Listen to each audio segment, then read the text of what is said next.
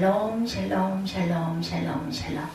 하나님 사랑합니다. 여러분 주 안에서 사랑합니다.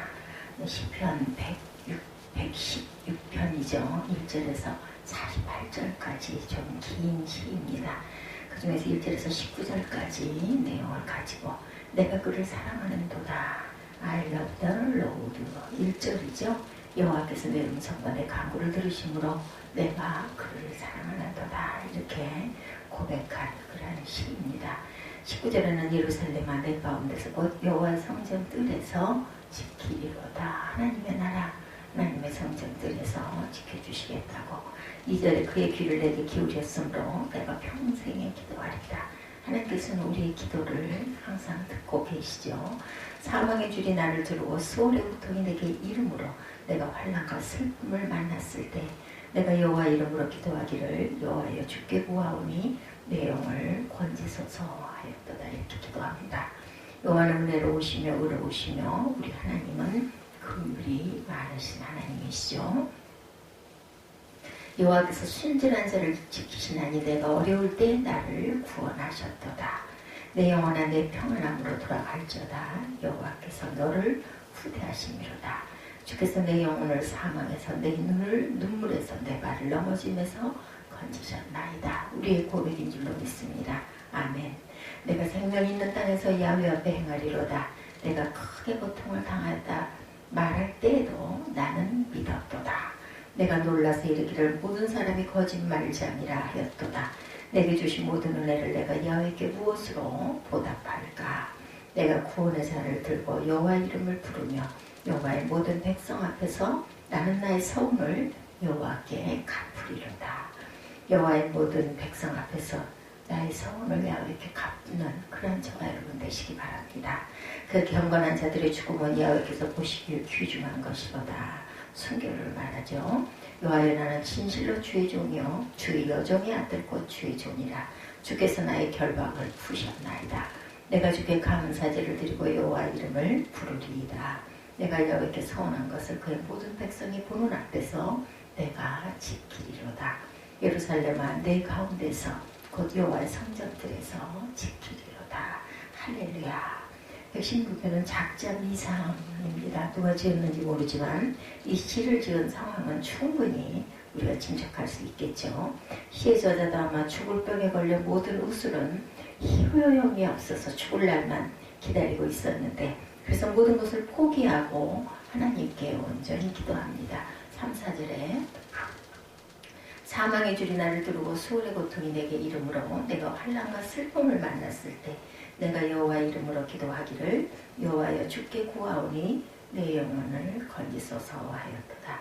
그런데 하나님이 그 기도를 들으셨죠. 그래서 그 시인은 죽음의 병에서 기적적으로 나아서 건강이 회복이 됩니다. 그래서 하나님께 감사 기도를 드립니다. 그게 바로 본문 116편입니다. 그래서 이 저자는 기적적인 은혜로 병이 나은 후에 12절에 내게 주신 모든 은혜를 내가 여호와께 무엇으로 보답할까? 이게 우리들의 고백이죠. 하나님이 내게 이렇게 은혜를 주셔서 하나님을 알게 하시고 또한 말씀을 기뻐하게 하시고 예배를 즐거워하게 하시는 이 기쁨을 무엇으로 하나님께 보답할까요? 여러분들 하나님께 감사함으로 매 순간순간을 감사함으로 주님께 보답하시기 바랍니다.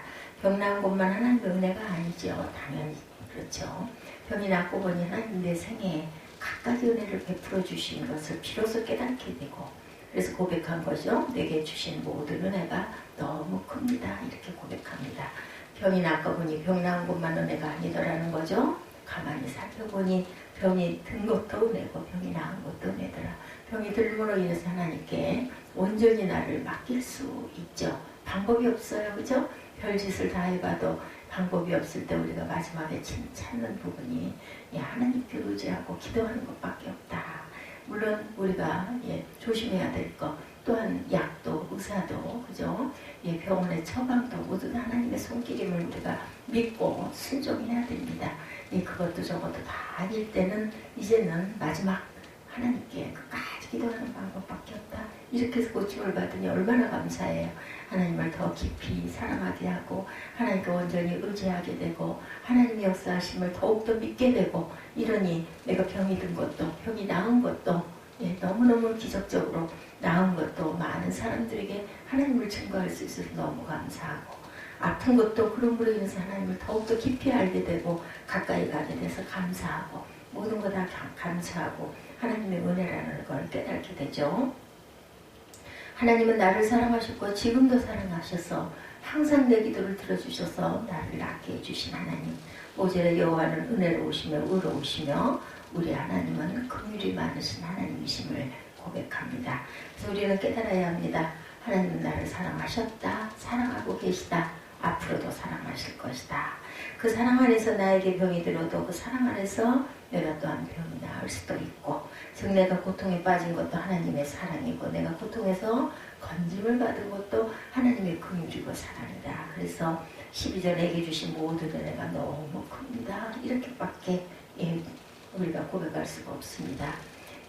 첫 번째로 하나님의 사랑을 우리가 깨달아서 감사합니다. 아팠는데 낫게 해주신 거 하나님이 낫게 해주셨고, 그동안 낫지 않았던 것도 감사하죠. 하나님께서 밖에 고쳐주실 분이 없다라는 것을 우리가 여러 가지를 다 해봤지만 기도했을 때 하나님이 낫게 해주셨으니 그것도 감사한 거죠.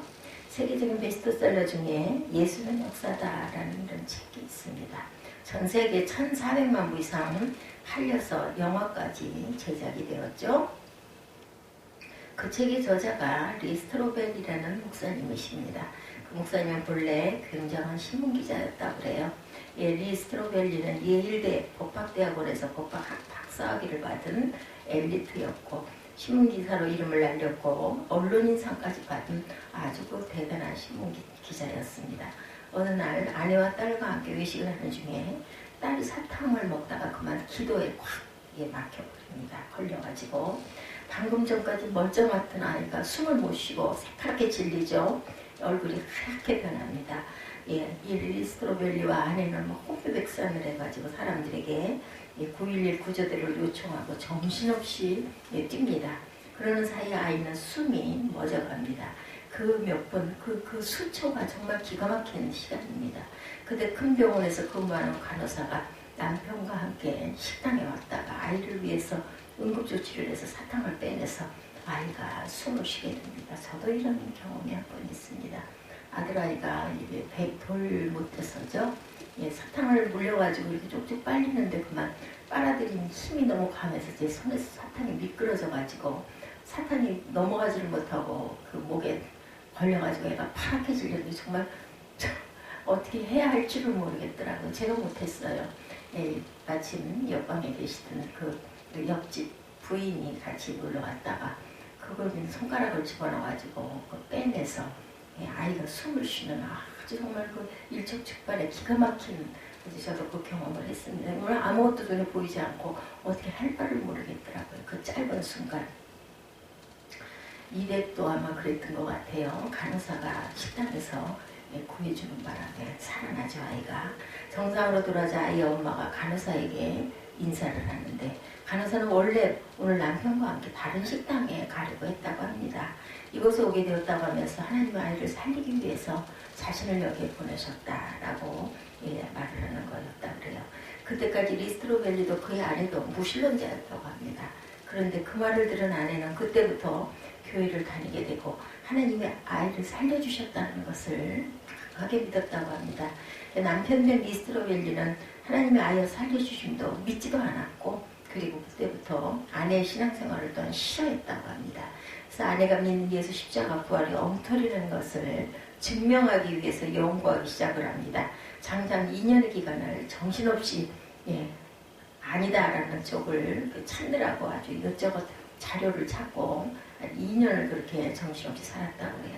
고고학자, 심리학 박사, 의학 박사 등 최고의 학자들을 찾아가서 성경과 예수님의 죽으심과 부활이 거짓말임을 밝히려고 노력을 했는데, 노력을 아무리 해도 모든 것이 사실임이 증거하려고 밝히다 보니까 사실임이 자꾸 드러났다고 그러죠. 그래서 그런 연구를 하면 할수록 점점 더 혼란이 왔다고 합니다. 왜 하나님이신 예수님이 십자가에 돌아가셨는가? 도대체 그 이유가 뭔가? 왜 돌아가시기까지 꼭 해야 됐을까? 이게 아마 의아스러웠겠죠. 그렇게 연구하던 사이에 평소 관계를 단절하고 살았던 아버지가 세상을 떠나게 되셨다 그래요. 아버지의 장례식을 치르고 아버지가 남긴 유품 하나를 보면서 리스트로벨리는 눈물을 펑펑 흘리고 통곡을 하고 울었다고 합니다. 그렇게 무뚝뚝했던 아버지, 사랑이 없던 아버지라고 생각했던 아버지가 아들이 신문사에 취직했다는 기사부터 그동안 아들이 쓴 모든 신문기사를 스크랩해놓은 책을 발견하게 됐다고 하는 거죠. 그것을 보면서 그런 아버지가 한 번도 자신을 버린 적이 없고 계속 사랑하고 관심을 갖고 있었다는 것을 알게 됐다고 합니다. 그리고 예수님의 문제도 해답을 찾게 됩니다. 왜 하나님은 예수님을 세상에 그렇게 보내셨는가? 왜 다른 많은 방법도 있었는데 그렇게 비참하게 십자가에서 돌아가시게 하셨을까? 그것은 하나님의 사랑 때문이라는 사실을 깨닫게 되었다고 합니다. 그래서 그런 예수를 믿고 자신이 연구한 것을 자료로 예수는 역사다라는 책을 써내게 됐다고 해요. 베스트셀러가 되고 그 이후에 신학을 공부해서 지금은 목회자가 되셨다고 그러죠. 이것이 우리가 제대로 깨달지 못해서 깨달으려고 일어나는 모든 일들 우리가 우연이라고 생각해서는 안 되죠. 하나님의 사랑의 역사였구나. 이것을 스스로 깨달아야 합니다. 답을 찾기 위해서는 뭐 해야 될까요? 열심히 탐구하고 열심히 우리 크리스찬들은 묵상이죠. 말씀을 묵상하면서 아니면 뭐 찬양을 하면서 예배 중에 은혜를 받고 그렇지 않은 사람들이 거꾸로 파헤쳐 나가다가 깨달아 알게 되는 그럼 절대로 흔들리지 않는 믿음이 될 수 있습니다. 그래서 내게 베푸신 하나님의 은혜가 크다라고 고백을 하게 되는 거죠.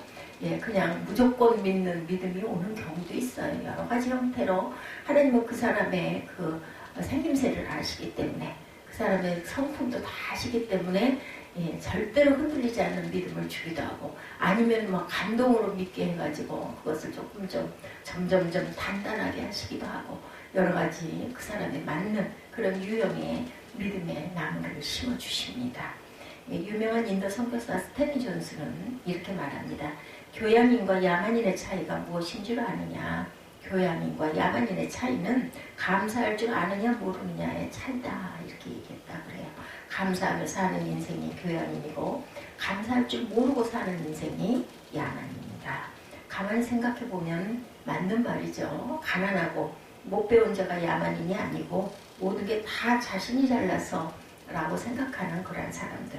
부모에게 감사할 줄도 모르고 이웃에게도 감사할 줄 모르는 사람이 바로 야만입니다. 그런데 이 야만인들이 요즘 점점 늘어나죠.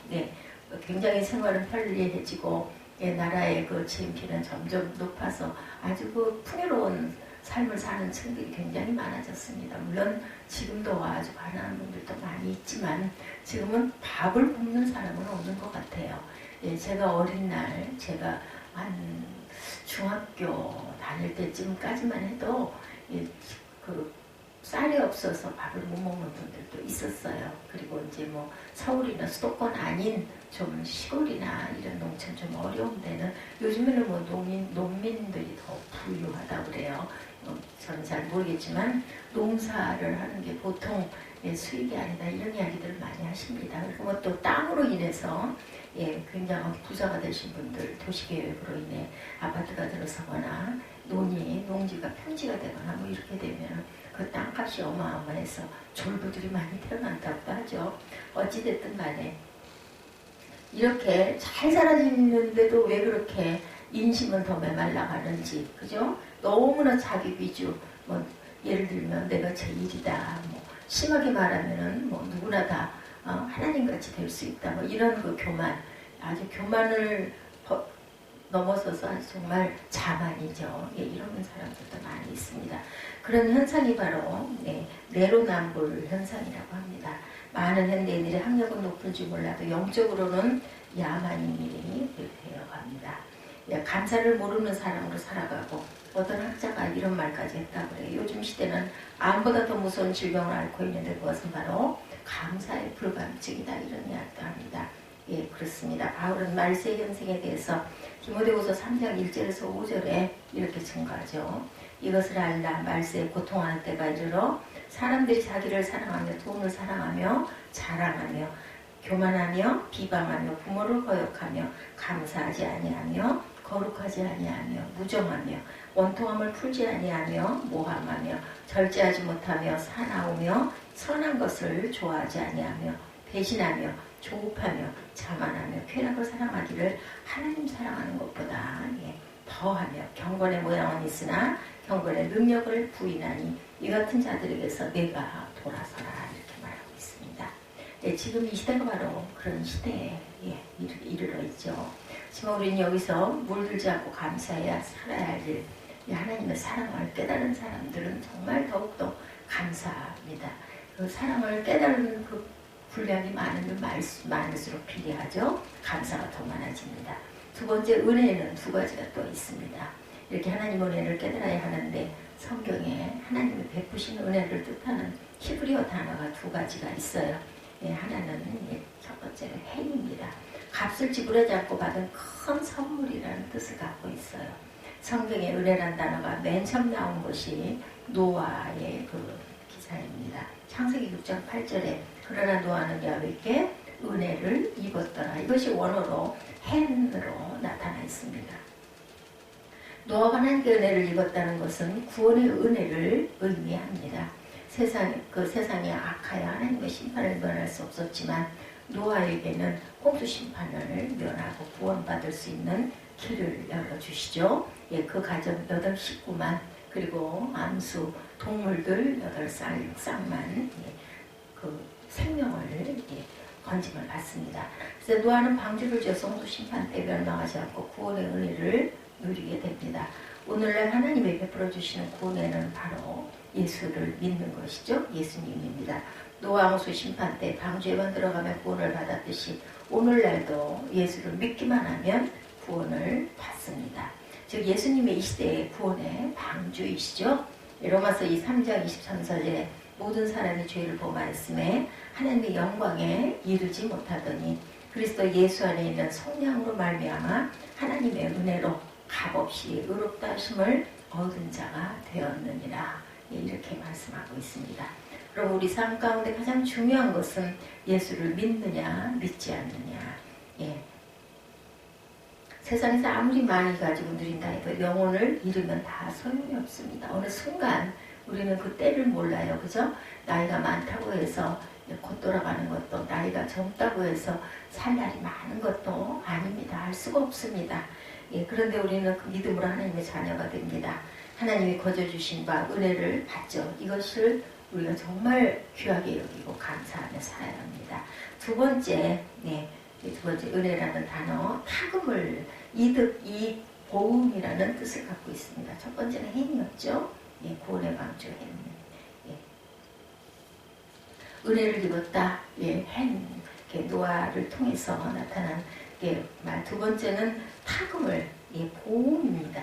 값없이 받은 은혜가 아니라 나의 행위를 기초로 받은 은혜를 의미합니다. 그러니까 값없이 받은 은혜는 헨이고, 그리고 내가 한 것에 대한 그 보답, 그것은 바로 보응, 이거는 탁음을.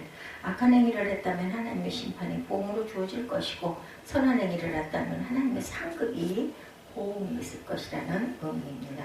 한 대로, 자신이 행한 대로 받는 것. 그런데 보면 12절에 내게 주신 모든 은혜를 내가 야훼께 무엇으로 보답할까? 쓰인 은혜의 원어는 헨이 아니라 탁음이다. 보응의 의미가 있는 은혜를 말합니다. 즉 이 시의 저자는 하나님께 감사하고 있는데 자신의 선한 행위를 하나님이 잊지 아니하시고 보응해 주시기 때문에 감사하다라고 고백합니다. 이것을 달리 말하면 우리 성도에게는 두 가지 은혜가 필요합니다. 하나는 하나님의 값없이 베풀어 주시는 구원의 은혜, 헨이죠. 그런데 그 구원의 은혜 위에 다른 은혜가 더 주어졌다. 그것은 탁음의 은혜인데 그 은혜는 값없이 주어지시는 것이 아니라 나의 신앙생활, 나의 의로운 생활이 근거가 되어 하나님이 부어주시는 상급, 상의 은혜죠. 이 탁음의 은혜를 풍성히 받는 인물이 있습니다. 대표적으로 다윗이죠. 시편 160편은 저자를 모른다고 했어요. 그런데 많은 분들이 이 시편 160편은 다윗 왕이 지었을 것이다 이렇게 말하고 있습니다. 왜냐하면 그 저자는 탁음의 보상의 은혜를 풍성히 받았음을 감사하고 있기 때문입니다. 세 번째, 다윗이 받은 탁음의 은혜, 보상의 은혜는 또한 어떤 것이 있을까? 다윗이 용감하게 골리앗과 싸운 것은 무엇 때문일까? 상급되어서가 아니었죠. 다윗은 군인이 아니었습니다. 심부름으로 전쟁터에 갔는데 형들에게 뭘 갖다 주려고 갔다가 하나님의 이름을 모독하는 장면을 보게 됩니다. 그런데 골리앗의 위세에 눌려 이스라엘 군인들이 벌벌 떨기만 할 뿐 아무도 나서지를 않아요. 그래서 다윗은 분노합니다. 저 골리앗이 하나님을 모욕하는데 왜들 가만히 있을까? 그게 어린 젊은 게 아니라 어린 소년이었죠. 혈기가 올라옵니다. 내가 나가서 저 녀석을 때려 눕히겠다. 그래서 나간 거예요. 아주 어떻게 보면 물불 가리지 않을 때죠. 이게 어떤 이성적인 판단이나 이런 것보다는 그냥 아주 감정에 앞선 거예요. 저까지 것들이 뭔데 이방인들이 감히 하나님의 나라를 와가지고 저 따위로 그 왕을 막 모욕하고 그 밑에 있는 장군들도 꼼짝을 못하고 하는 걸 보고는 의분이 일어났던 거죠. 그래서 나갑니다. 그래야 다윗은 골리앗을 죽여서 하나님의 이름을 높이니 하나님은 다윗을 높여서 군대 장관이 되게 해주시는 하나님의 보상의 은혜가 나타납니다. 예, 다윗이 장군에 대해서 유명해지니까 사울왕이 있던 시기에서 다윗을 죽이려고 하죠. 그때 다윗은 사울을 죽일 기회가 있었음에도 사울이 기름 부음을 받았음을 존중해서 사울의 잘못을 따지지 않고 살려주는 사건들이 있었어요. 사울왕의 잘못을 따지지 않고 용서해 줬더니 하나님이 또한 보상을 해주시는데 다윗이 충신 우리아를 죽이고 바세바를 아내로 삼는 잘못을 저질렀음에도 불구하고 다윗의 잘못을 깊이 따지지 않으시고 계속 왕이 되게 해주시는 그러한 그 타고난 보응의 은혜. 하나님은 다윗의 선한 행동에 철저히 보상해 주시죠. 다윗은 사울왕에게 억울한 모함을 당합니다. 그 고난 중에도 다윗은 하나님을 함부로 불평하거나 원망하지 않고 하나님의 중심 신앙에서 떠나지를 않습니다. 그러니까 하나님은 어떤 보상의 은혜를 주셨나? 다윗이 고난 중에 당한 모든 것이 축복으로 바뀌게 해주십니다. 다윗에게 도망쳐온 상처 많은 자들이 모두 충신들이 되게 하시고 고난 중에 드린 기도들이 다 이스라엘 백성들이 애송하는 성경이 되게 해주시죠. 그래서 다윗에게 베푸신 더 큰 은혜는 중요한 치명적인 실수를 행합니다. 그런데 다윗의 실수들로 말미암아 다윗의 인생에 고통이 있었지만 그 고통들이 고통으로만 끝나지 않고 축복의 씨앗이 되게 해주십니다. 바세바와의 불륜으로 말미암아 믿음과 지혜의 아들 솔로몬이 탄생하게 하시고 그리고 또한 인구조사라는 큰 실수로 성전터를 마련하는 계기가 되게 하시죠. 우리 한국 속담에 안 되는 놈은 뒤로 넘어져도 뭐라 그래요? 코가 깨진다는 말이 있어요. 중국 속담에 안 되는 사람은 냉수만 마셔도 이에 끼고 평지를 달려도 곤두박질을 한다라는 그런 속담이 있습니다. 근데 다윗은 넘어져도 잘 되는 오묘한 역사가 일어납니다. 그 이유는 다윗에게 보상의 은혜가 풍성한 이유는 어떤 상황에서도 원망이 아닌 감사를 했다. 저희가 시편을 쭉 묵상하다 보니까 그 정말 다윗은 그렇게 열악한 환경임에도 불구하고 항상 감사의 기도를 했습니다. 다윗이 사울에게 쫓겨다닐 때 지은 시가 시편이 많은데 그 시편의 특징은 불평 원망이 아닌 하나님을 찬양하고 감사하는 시편에 특히 많죠. 대표적인 시가 시편 57편 6절에서 9절 보면 그들이 내 걸음을 막으려고 그물을 준비하였으니 내 영혼이 억울하도다. 그들이 내 앞에 웅덩이를 팠으나 자기들이 그 중에 빠졌도다. 쉘라. 하나님이여 내 마음이 확정되고 확정되었사오니 내가 노래하고 내가 찬송하리이다.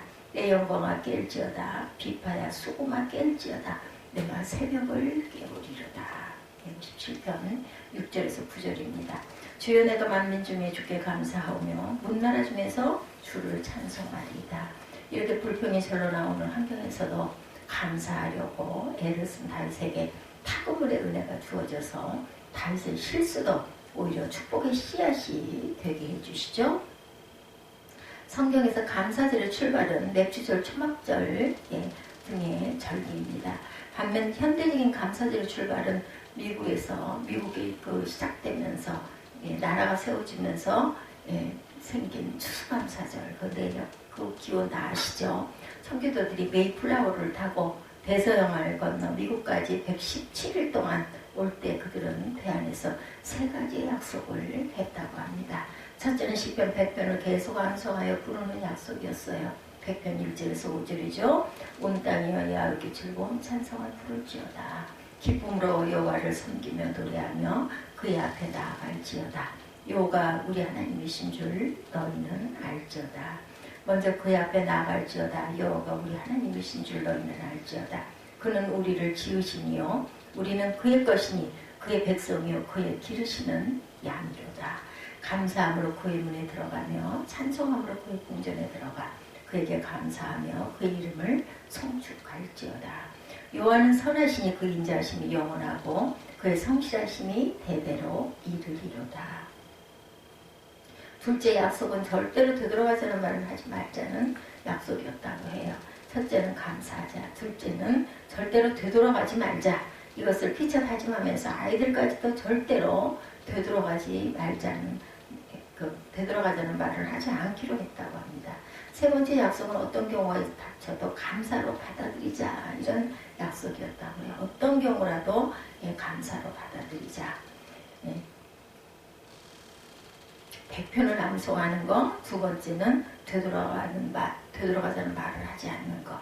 그리고 세 번째는 어떤 경우가 닥쳐도 항상 감사하자라는 거죠. 미국 땅 플리머스 해변에 도착한 것은 1620년 12월 26일 겨울이었어요. 크리스마스 다음 날이네요. 농사를 지어 첫 번째 추수감사 예배를 드린 것이 1621년 가을이었습니다. 그러면 그때 사람들은 어떤 형편이었을까요? 정말 열악한 형편이었죠. 본래 그들이 탄 배는 플라머스가 아닌 다른 지역에 상륙하려고 시도했으나 원주민들의 방해로 이리저리 떠돌아다니다가 플리머스에 상륙을 하게 됩니다. 통나무 오막살이를 만들어 동부의 그 추운 겨울을 지냈어요. 얼마나 고통스러웠을까요? 그리고 인디언들에게 가서 옥수수 씨앗을 빌려서 농사를 짓기 시작해서 겨우 추수한 것을 가지고 감사 예배를 드린 것이 미국 추수감사절의 시작입니다. 그렇게 감사하려고 애를 쓴 믿음의 조상들 덕분에 미국의 하나님의 은혜를 충만히 받아서 오늘날 큰 복을 누리는 강대국이 됩니다. 하나님은 감사하려고 애쓰는 자에게 보상의 은혜를 베푸시죠. 우리도 감사하려고 애쓰는 그런 저와 여러분이 되셔야겠습니다. 다윗은 넘어져도 하나님을 붙들었기 때문입니다. 그 가장 큰 이유는 넘어져 하나님을 붙드는 믿음의 인물이었습니다. 그래서 시편을 보면 다윗이 넘어지고 시험에 들 수밖에 없는 상황에서도 하나님을 붙드는 기도, 특히 시편들을 보면 그 고난, 환난, 그것을 하나님께 아주 낱낱이 아뢰니다. 그러면서도 나중에는 끝은 항상 하나님을 감사하고 신뢰함으로 그 시의 그 고백이 끝납니다. 다윗이 범죄하고 지은 회개시 또한 많죠. 51편, 6편, 32편, 36편 등등입니다. 다윗의 회개는 넘어지고 매맞아도 하나님만 붙들었다 이런 회개 이렇게 끝나죠. 하나님만 붙드는 자에게 하나님은 보상의 은혜를 반드시 베푸신다라는 것. 다윗의 회개는 우리가 삶의 파급을의 은혜, 보상의 은혜가 풍성하려면 다윗같이 감사하기를 힘쓰고 기도하기를 힘써야 된다는 거죠. 첫째, 하나님의 사랑을 깨달아야 하고, 둘째, 은혜는 두 가지가 있는데 값없이 주시는 행의 은혜, 나의 행위를 보상으로 주시는 타금을의 은혜 두 가지가 있다. 세 번째, 다윗은 이 타금을의 은혜를 풍성히 받은 인물이다. 바세바 사건이 있음에도 불구하고 그것으로 인하여 여러 가지의 축복이 임합니다. 다윗에게 보상의 은혜가 풍성한 이유는 어떤 상황에도 원망하지 않고 감사했고, 넘어져도 하나님을 붙들었고 말씀을 묵상했다라는 것 잊지 않는 저와 여러분들이 되시기를 주님의 이름으로 축복합니다. 어느덧 2월이 저물어가죠. 그리고 이 코로나 바이러스 그것이 이제는 당연히 고개를 숙여 이제는 정상적인 생활들을 하시는 사모를 기도하시고 감사하시고, 또한 더 깊이 하나님의 사랑과 은총을 깨닫는 그러한 시간들, 얼마 이후 또 2월 26일부터는 사순절이 있습니다. 사순절을 준비하시고 경건의 자세를 가지시는 저와 여러분이 되시기를 주님의 이름으로 축복합니다. 기도하시겠습니다.